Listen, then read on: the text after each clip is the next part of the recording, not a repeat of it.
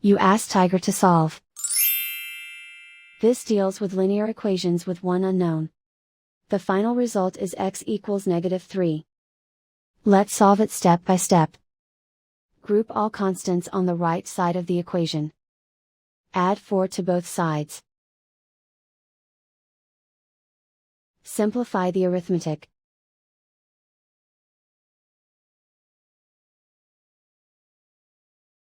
Isolate the x. Divide both sides by -3. Cancel out the negatives. Simplify the fraction. Move the negative sign from the denominator to the numerator. Find the greatest common factor of the numerator and denominator.